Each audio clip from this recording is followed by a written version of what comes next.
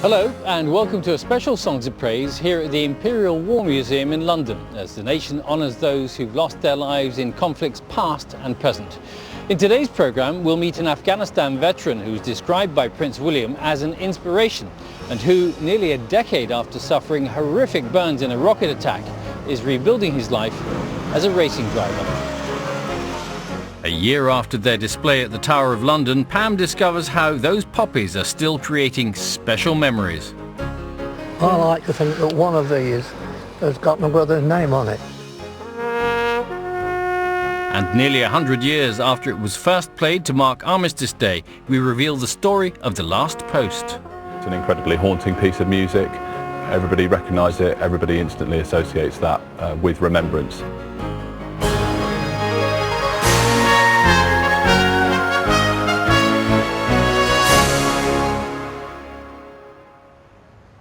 Our music today is inspired by Remembrance, including a special performance from the Exultate singers.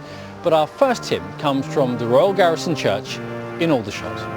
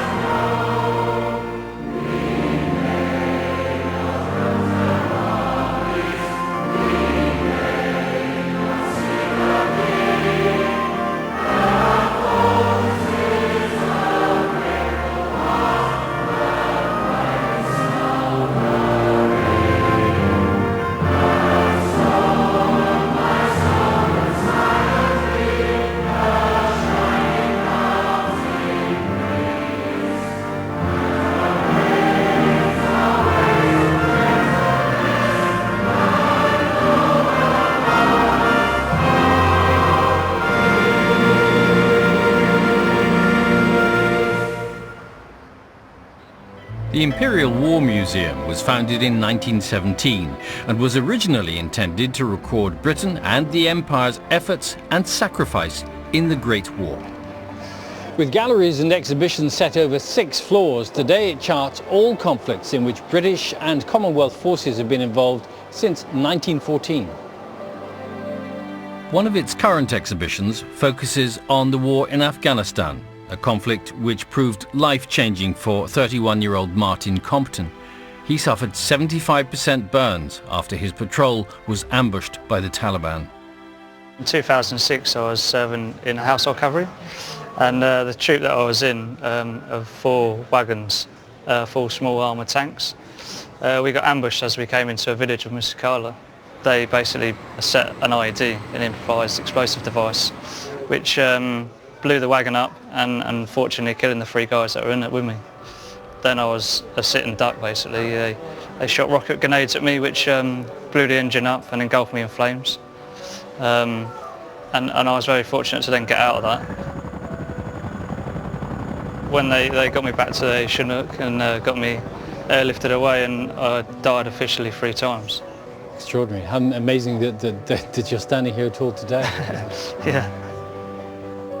Martin was in hospital for a full 12 months, and over the past 9 years he's undergone extensive surgery which is still ongoing. How many operations have you had to go through as part of your recovery? A ridiculous amount. It's probably, they measure it in hours and it's probably up to sort of the 500-hour mark. Martin's story really struck a chord with Prince William, who served in the same regiment.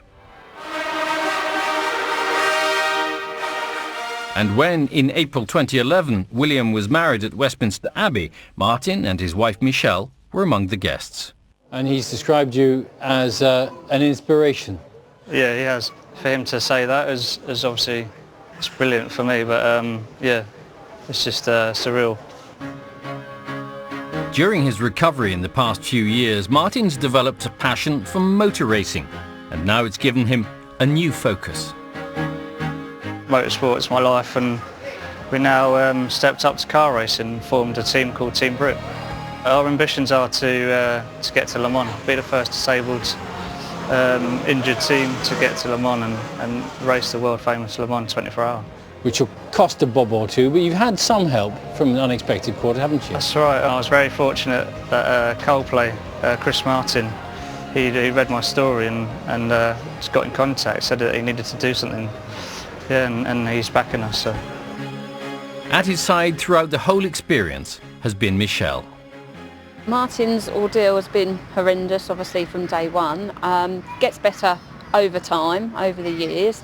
Archie and Coral have been really a godsend to both of us because they keep both of our minds occupied, and you know, we're really, really happy as a family all together. Despite Martin's successful efforts to rebuild his life, he will never forget his friends and comrades. I lost 3 guys that day, and obviously you get close when you're out and about and doing the same job, and you become good friends, you know, and to lose those guys is obviously a personal thing for me, and it's a time to remember all those that didn't come home, you know.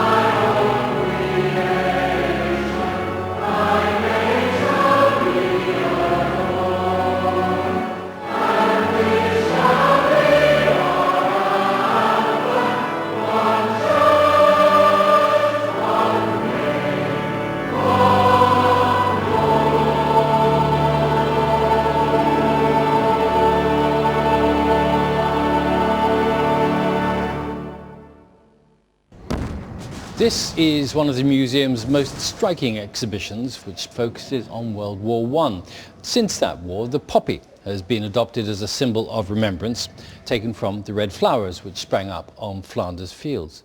Well, last year, a breathtaking display of more than 800,000 ceramic poppies at the Tower of London captured the nation's imagination. Pam Rhodes, has been to meet their creator and two people for whom those poppies are particularly precious.